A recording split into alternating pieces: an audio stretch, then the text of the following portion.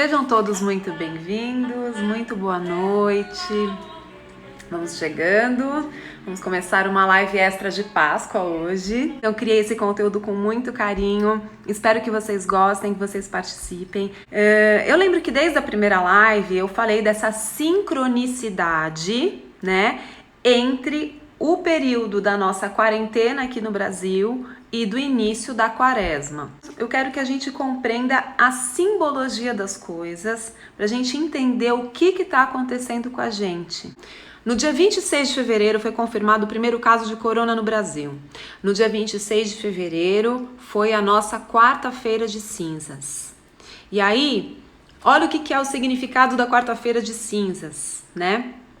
Dever da conversão e da mudança de vida. Ela recorda a fragilidade da vida humana que está sujeita à morte na carne, tá? E a quarta-feira de cinzas, ela é sempre o dia seguinte à terça-feira de carnaval. O que é o carnaval? O carnaval é um período de excessos, é um período que nós estamos para fora, né?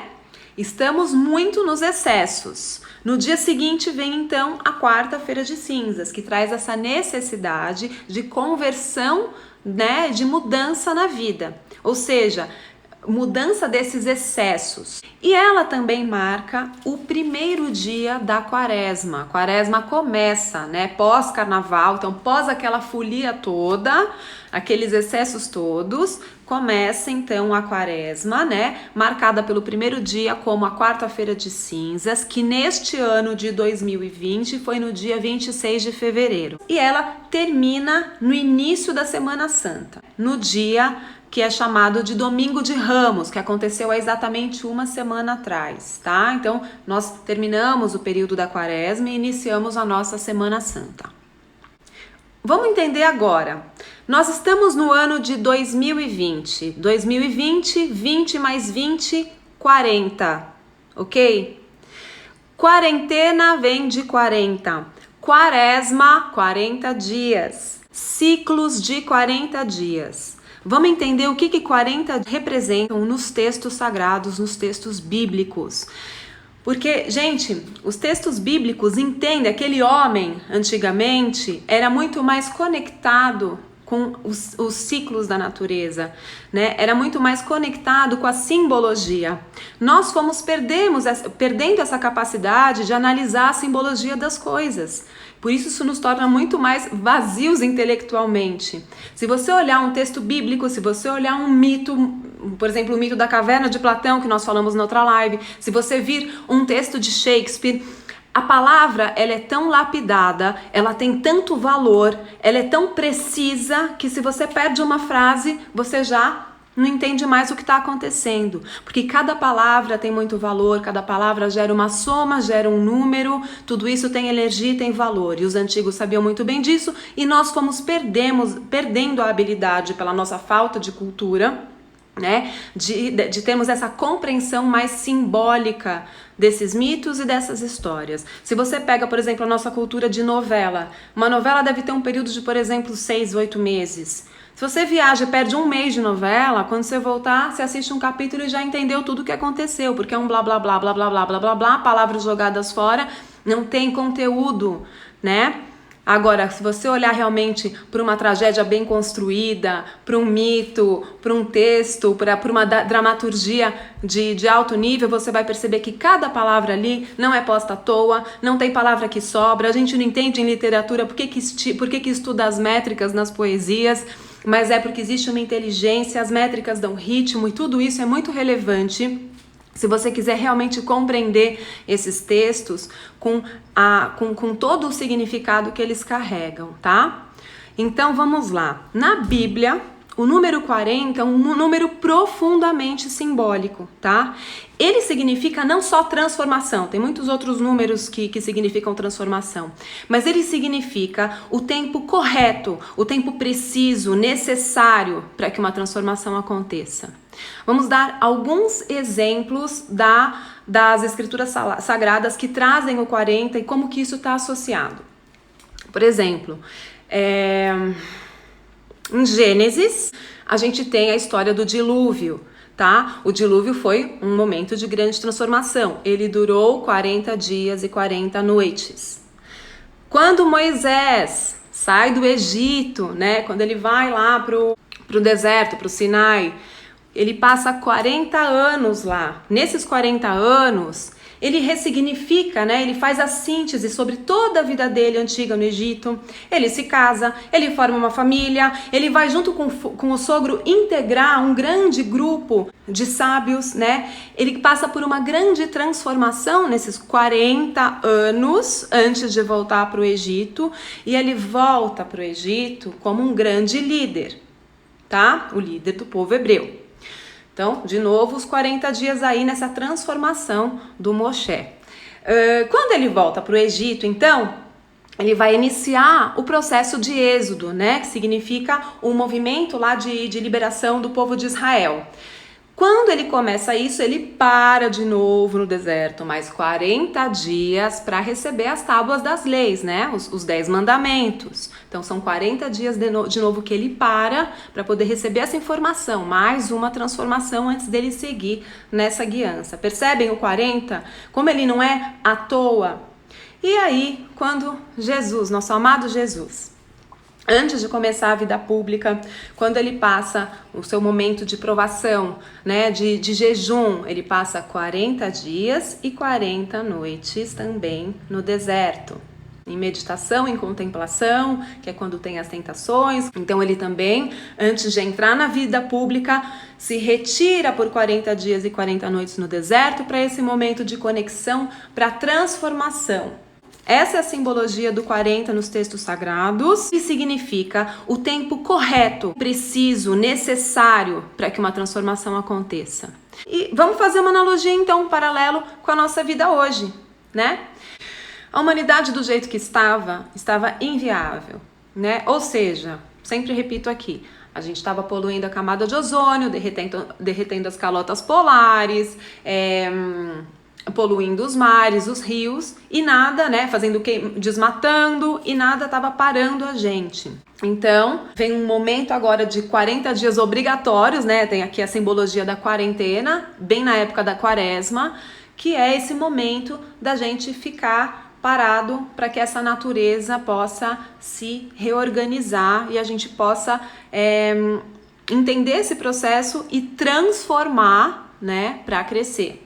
Conclusão, 2020 dá 40, então nesse ano de 2020, cuja soma é 40, a quaresma e a quarentena se fundiram, certo? É o momento da gente aproveitar para transformar, né? E eu vou dar um exemplo de como que a gente pode se comportar. Vamos imaginar aquela criança que só quer festa, só quer bagunça, só quer ir pra balada, tá bebendo pra caramba, tá se drogando, tá só fazendo besteira e não organiza o quarto e não organiza os estudos. Chega uma hora que a mãe dele chega e fala, basta, tá de castigo. Você vai ficar em casa e enquanto você não arrumar essa bagunça, enquanto você não se educar, enquanto você não melhorar, você não vai sair. Mais ou menos, vamos fazer essa analogia com a mãe natureza falando pra gente, basta. Você já fez bagunça demais, você viveu para fora demais, você teve excessos demais, tá perturbando a minha ordem. Agora você fica em casa quietinho até aprender como deve conduzir a sua vida, tá? Vamos olhar então para a Semana Santa. Qual é a simbologia da Semana Santa? Você pode olhar para a Semana Santa como a história da vida de Jesus, né? Como a memória de uma história que aconteceu. Ou você pode olhar para a Semana Santa compreendendo, na verdade, um simbolismo que fala sobre o nosso caminho de despertar individual, tá certo? A nossa necessidade de despertar. E se a gente olhar do ponto de vista simbólico, a gente vai ver que bate muito com o que a gente está vivendo agora. Então, semana passada, como eu disse, nós tivemos o Domingo de Ramos, não foi isso? Né? Então, encerramos a Quaresma e entramos na Semana Santa. O Domingo de Ramos significa o quê? Alguém sabe? O Domingo de Ramos significa a entrada de Jesus em Jerusalém. Vocês lembram daquela passagem que o povo estava todo esperando o rei entrar, esperando que um rei entrasse com pompas, com imponência, né? Que ele entrasse montado num belo cavalo. E como que ele entra, né? Como que Jesus entra? Ele entra num jumento.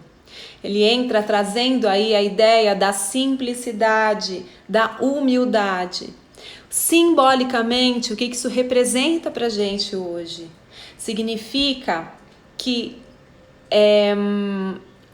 a verdadeira majestade do ser, o seu brilho real que tem que manifestar agora, né? O rei que tem dentro de você, ele tem que vir do domínio do ego. Não é matar o ego, mas é dominar o ego, dominar a soberba. Vamos desidentificar, né, que um rei é aquele que está num cavalo pomposo. O rei é aquele que dentro dele tem valores. Então, é muito simbólico ele ter entrado como rei num jumento, né? Se a gente trouxer para o nosso ciclo Domingo de Ramos, é isso. No nosso movimento pessoal, o primeiro desafio é dominar o ego, dominar a soberba, trazer a verdadeira definição do que é humildade. Tá? Ser humilde não é falar mal de si mesmo, não é se autodepreciar, não é nada disso. Ser humilde é entender a potência que você tem dentro de você, sem a necessidade de todas essas alegorias e de todas essas máscaras que a gente cria. Por falar em máscaras, né? Esse vírus traz pra gente a necessidade de máscara. E como é incômodo ficar com máscara. Isso também traz pra gente um momento que assim, vamos tirar essas máscaras, vamos respirar o prana da vida, vamos mostrar quem somos de verdade, sem precisar de máscara, sem precisar de tantas vaidades, na simplicidade. Não tô contra a vaidade, acho que a vaidade é um gesto de autocuidado com você e com quem tá te olhando, tá? Mas eu digo dessa vaidade dessa vaidade soberba mesmo, né? Dessa vaidade de valorizar só aquilo que os códigos de riqueza definem que tem valor, né? E além disso, tá? Então essa é a primeira lição, né, da simbologia que está no Domingo de Ramos, que é o primeiro desafio que a gente tem que dominar, né, nesse momento. Depois disso, então, falando nisso ainda sobre o ego, eu lembrei de uma história um livrinho muito bonitinho que eu contava para as meninas, que chamava Dona Joaninha, era uma história de criancinha. Então, a história da Dona Joaninha, que a gente conta pra criança, né? É aquela Joaninha que sai toda enfeitada pra festa, cheia de pulseiras e brincos e laços e colares. E aí ela passa na casa da formiguinha, que elas vão juntas pra festa. No caminho ela vai passando na casa de várias amigas que vão juntas pra festa. E aí encontra a formiga e a formiga fala: nossa, você tá tão bonita, eu saí sem nada, eu tava correndo, trabalhando muito, saí sem nada. A Joaninha vai lá, tira a pulseira e dá pra formiga. E a formiga fica toda feliz. Aí elas encontram uma cigarra. Aí a cigarra, nossa, mas eu tava não sei o que lá. A Joaninha dá o colar pra cigarra. Depois ela chega e encontra outro bichinho. E vai dando. Quando chega na festa, ela chega acompanhada de muitas amigas, todas enfeitadas com os adornos que ela mesma levou. E quando ela viu, ela já não tinha nada. Ela já não tinha brinco, colar, pulseira, ela deu tudo para as amigas que estavam sem e ela estava tão brilhante, tão bonita, que foi a que mais se divertiu na festa. É uma historinha de criança, mas que ensina isso, né? Que a verdadeira majestade vem de dentro. E aí eu venho com uma reflexão. Eu não tô falando que a gente precisa se sentir culpado pelos que não têm.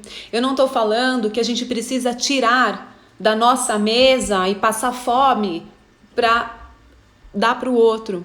Mas eu tô falando de um novo discernimento que tem que surgir, né, de prioridades nesse momento. Então, por exemplo, uma pessoa que eu conheço, que eu amo muito e que estava muito na coisa assim, gente, não sai de casa, não sei o quê, falou ontem que ia para manicure. E aí eu fiquei pensando, poxa, mas você vai para manicure? Não é o momento da gente evitar aglomerações? Por que você vai na manicure, né? E ela falou, não, porque a manicure, coitada, ela tá lá, ela não tem dinheiro para sobreviver, né? Ela é uma profissional liberal, então nesse momento ela tá indo lá, elas estão atendendo tudo de forma fechada, porque elas também não podem parar de trabalhar. E então eu acabo fazendo minha unha, que eu preciso fazer minha unha, e ainda ajudo. Tá tudo certo esse raciocínio, e é um raciocínio que eu também tenho, às vezes, muitas vezes, mas eu acho que chegou um momento que a gente pode dar um passo além. Eu acho que chegou um momento que a gente pode pensar, será que é tão importante eu fazer minhas unhas agora? Eu tô limpando casa porque eu dispensei minha funcionária. Será que eu preciso das minhas unhas feitas? Mas ainda que eu estivesse na rua, será que a verdadeira beleza hoje que importa tá nas minhas unhas feitas? Ou se não tá em de repente, eu estender a mão para essa manicure. Se tá me doendo o fato dessa manicure, tá ali se arriscando para ganhar algum, por que então, se eu posso, eu não deposito um pouco na conta dela e falo, olha, depois você, ou eu dou, né, para ela, ou eu faço um acordo, ó, faz uma live comigo, me ensina depois qual é a melhor forma de fazer a unha em casa, não sei, arruma uma forma criativa que você possa ajudar essa pessoa, se você tiver recursos, tá? Não, você não é obrigado a salvar o mundo e dar o que você não tem para as pessoas. Mas será que nesse momento, que a gente sabe que por uns 2, 3 meses a coisa vai ficar complicada, será que a gente não pode também estender um pouquinho do que a gente tem? Não tô falando de assistencialismo, não tô falando disso. Eu tô falando num momento de emergência, as vidas são mais importantes do que a nossa unha, né? Então será que nesse momento o valor que eu gasto com uma manicure eu não posso simplesmente disponibilizar para ela poder ficar na casa dela cuidando dos filhos dela e se sentir também segura e acolhida? Eu fico pensando que eu entrei em crise porque eu senti que eu tinha que fazer essas lives, né? E eu vou continuar fazendo porque é o meu público, porque são meus pacientes, porque são as pessoas com quem eu convivo e são as pessoas que estão prontas. Eu falo aqui para as pessoas que estão prontas para receberem essa informação. Quem não está pronto nem gosta do que eu estou falando. Então é um serviço que eu disponibilizo. No entanto, eu fiquei pensando, as pessoas que estão prontas para receber a minha informação estão se beneficiando disso. Mas há pessoas que estão trabalhando hoje totalmente com o cérebro límbico, estão em modo de sobrevivência. Só que no modo de sobrevivência, essas pessoas não podem, elas nem conseguem, nem têm cabeça para ligar aqui um vídeo e ficarem meditando comigo e ouvindo palavras bonitas, porque elas estão precisando sobreviver. E quando o homem ativa só o sistema límbico, ele deixa de ser humano, ele fica só animal. Um homem que está lutando por sobrevivência, ele vira bicho. E ele pode brigar para comer, ele pode matar para comer, e a gente também tem que entender que existe uma quantidade imensa da população vivendo essa realidade hoje. E aí a gente pega o mundo de hoje, né? A gente pega essa situação insana que nós vivemos com o nosso presidente, com os nossos governantes, e aí a primeira coisa que a gente faz é culpar e olhar para a insanidade e falar, gente, esse cara tá louco. Mas vamos lembrar que os nossos governantes são um reflexo da gente, de nós mesmos. Então, aonde essa loucura dele não está refletindo? Porque quando eu falo assim, vou na manicure porque ela precisa trabalhar e eu preciso que a economia gire, eu tô sendo tão insana quanto esse presidente que tá falando, vão trabalhar para não quebrar a economia e dane-se as vidas, né? Só que eu não posso esperar agora, nesse momento de emergência, que tomem conta. Eu não quero mais. Eu tô incomodada porque eu não quero mais ficar esperando que uma solução seja feita, que uma cura apareça, porque eu já entendi que a cura é aqui dentro. É o que eu posso fazer, por um que seja, tá? Então, eu percebi assim, nesses dias que eu fiquei parado, né? Nessa minha reclusão, nesse meu período aqui de reconexão. Eu falei, gente, tem muita gente maravilhosa, amigas minhas incríveis, que estão dando meditações lindas, lindas, lindas, que estão ajudando muito a elevar a vibração desse planeta. E eu acho que isso é de grande valor, essa é uma obra que elas estão deixando. No entanto, eu quero falar com vocês também sobre a fé sem obra, né? Que está na Bíblia, fé sem obra é morta. Então, a gente também orar com fé, mas até que ponto eu vou orar com fé, com a esperança e confiança de que tudo vai se ajeitar enquanto meu irmão está morrendo de fome? A gente tem que dar um passo além, a gente tem que olhar para o lado. Eu não consigo sozinha salvar o mundo, mas se eu conseguir ajudar uma pessoa, você conseguir ajudar outra, o outro conseguir ajudar outro, são várias iniciativas, aí sim a gente eleva a vibração. Cada ser humano está num nível econômico, está num nível cultural, está num nível financeiro, está num nível intelectual e num nível espiritual. E a gente vai puxando o outro para cima, porque só assim a vibração eleva. A gente não pode também pegar só quem está bem e pôr para elevar a vibração e deixar os outros se matando. Então, eu vou falar depois de uma iniciativa muito maravilhosa que eu vi essa semana e que me despertou para falar isso para vocês. Isso sim para mim é esperança, isso sim é fé com obra. E eu quero propor depois um desafio para vocês, mas vamos continuar aqui na nossa simbologia da quarentena. Então, Domingo de Ramos, Jesus entra em Jerusalém e representa isso então, né? Esse domínio do ego, da soberba, tá? E aí, Quinta-feira Santa, o próximo evento, né? Quinta-feira Santa é a Santa Ceia.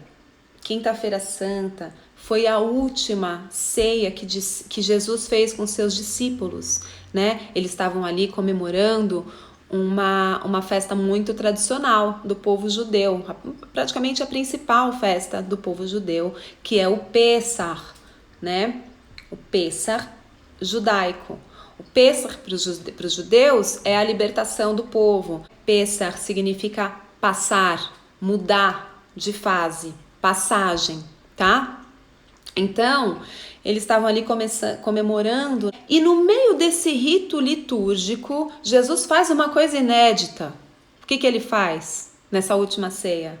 Ele faz, aquela parte que eu mais amo, ele faz o lava-pés, né, dos apóstolos. Ele lava os pés dos apóstolos.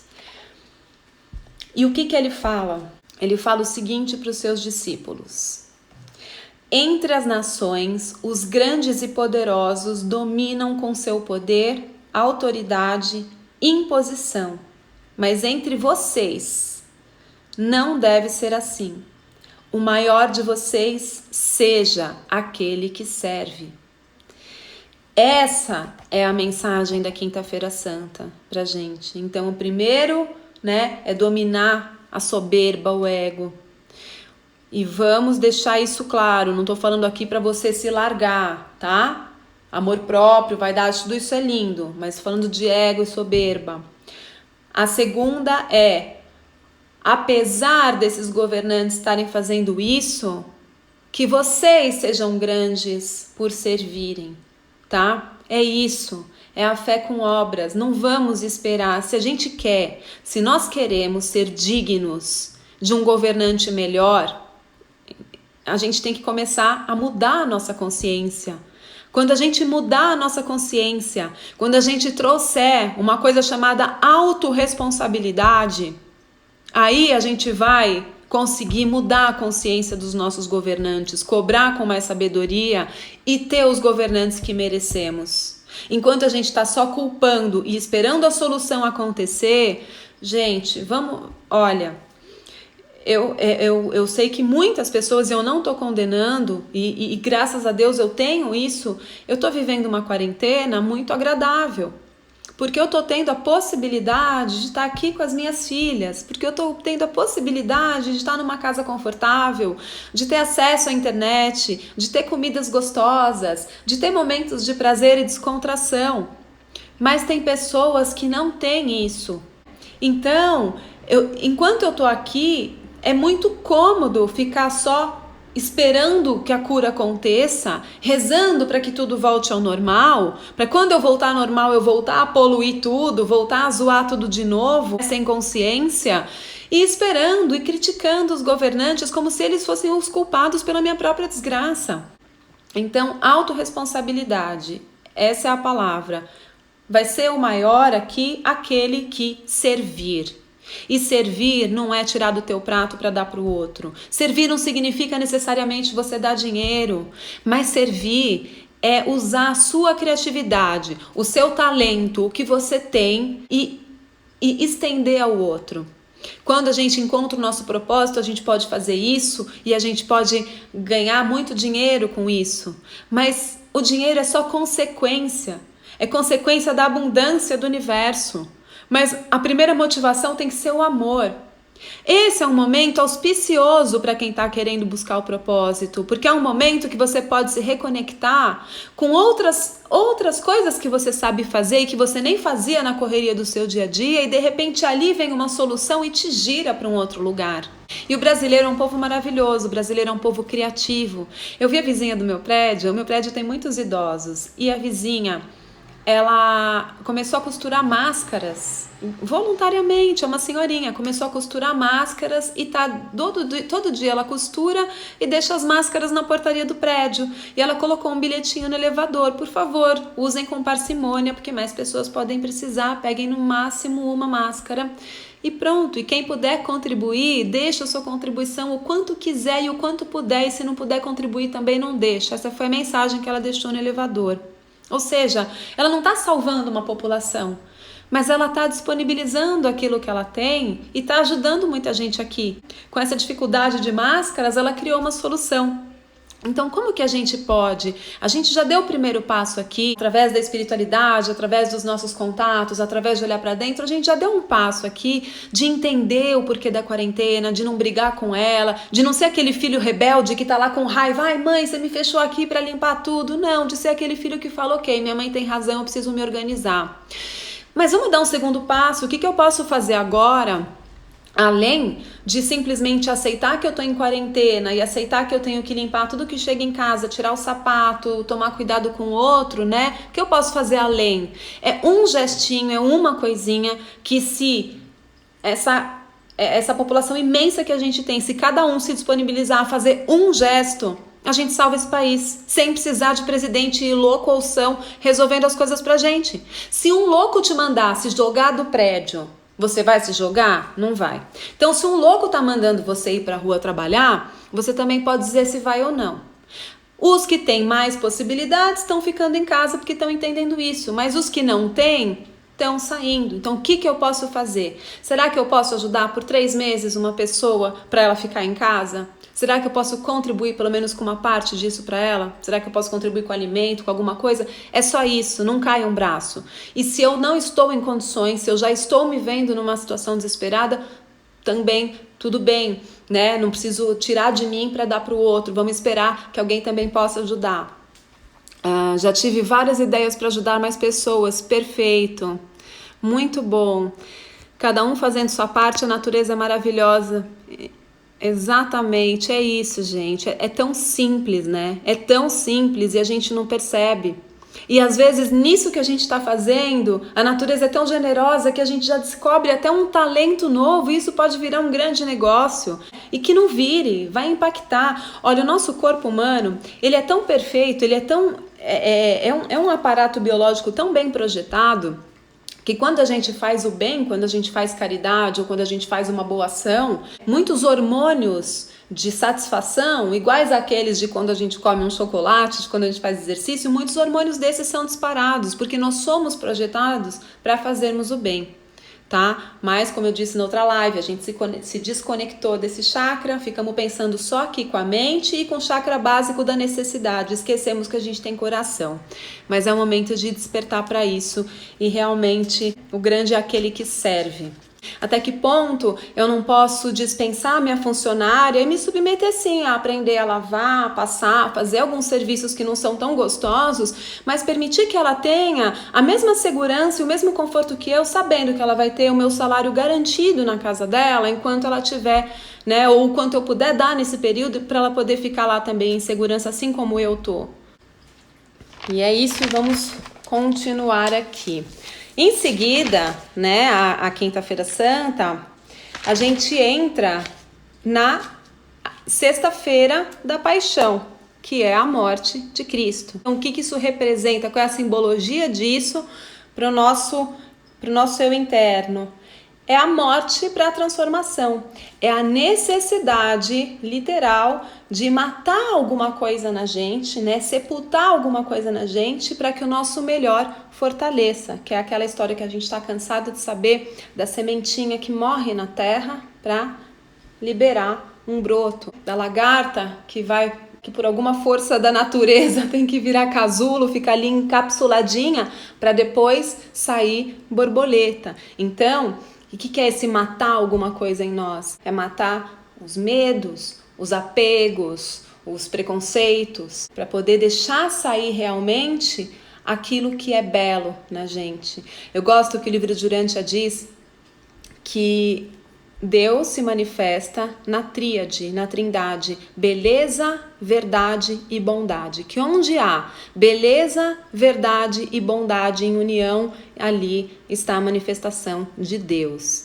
E se você parar para olhar, a beleza pura, só beleza simétrica, estética, sem uma verdade maior, sem ser de verdade. Se ela for só plástica e não for uma beleza de verdade, se ela for só plástica e não tiver um contorno de bondade, ela não é tão bonita quanto a beleza verdadeira que vem da alma, que vem da verdade e que vem com bondade. A verdade isoladamente, se não tiver um contorno de gentileza, de bondade, de beleza, ela pode ser dura, implacável, né? E a bondade, se não estiver realmente ancorada na verdade e na beleza, pode ser só uma bondade bobinha, uma bondade frágil. Então essa tríade, ela é muito forte, essa é a verdadeira beleza. E aí, fecha então a Semana Santa com o dia de hoje, que é o domingo de Páscoa, que é o renascimento, a ressurreição, que é o renascimento mesmo, né, dessa sua originalidade, desse verdadeiro self, dessa essência divina que cada um tem. Essa é a ressurreição. Isso é Páscoa, pulo, salto, passagem, né? Na etimologia da palavra, o Pessar é passagem, é salto. Então, esse é o salto, é a morte, né? Jesus morre na carne e nasce no espírito. Então, essa é a passagem, essa é a verdadeira ressurreição. Ok? No nosso caso, é simbólico, né? Não morremos na carne, mas é a morte, então, daquelas armadilhas do ego, os medos e apegos e preconceitos, e o nascimento da virtude, da verdadeira beleza, da sua essência. Sobre a simbologia, o que eu ia falar é isso. Acho que é muito pertinente, então, né?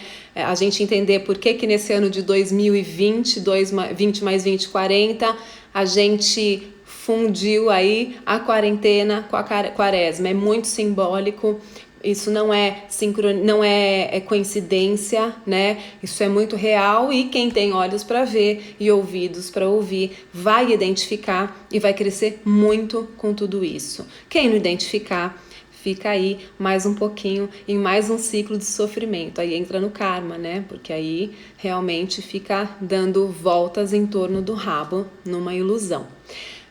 E aí eu quero falar sobre a iniciativa de um grande ator que eu admiro muito, conheço há muitos anos, que eu vi, e a partir da iniciativa dele eu me inspirei para criar uma minha. E eu quero que vocês me apoiem e quero que vocês divulguem, por favor, tá?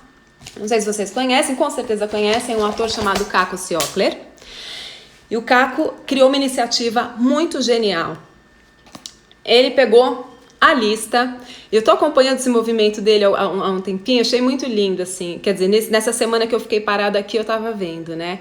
Ele pegou uma lista, ele pegou a lista da Forbes, todo mundo conhece, né? E ele elencou ali 3 brasileiros que eram topo na lista dos brasileiros da Forbes, não lembro quem eram, mas ele elencou ali. E ele pegou ali o lucro que cada um daqueles milionários teve no ano passado. Então, vamos supor que um deles teve de lucro, tá? Ele já está descontando os custos fixos. Lucro é líquido mesmo. Um deles teve não sei quantos bilhões, o outro teve não sei quantos milhões e não sei o quê. Então, ele fez uma conta muito simples. Ele pegou o valor do salário mínimo, multiplicou por 3, entendendo que a gente tem mais ou menos aí uns 3 meses, né, de período de quarentena para essa coisa passar. E aí, ele pegou o valor do lucro que esses empresários tiveram no ano passado, dividiu pelo valor de 3 meses de salário mínimo e deu assim, esse cara conseguiria dar salário mínimo por 3 meses, tipo um para 100 mil pessoas, o outro para não sei quantos milhões de pessoas, é uma coisa assim discrepante.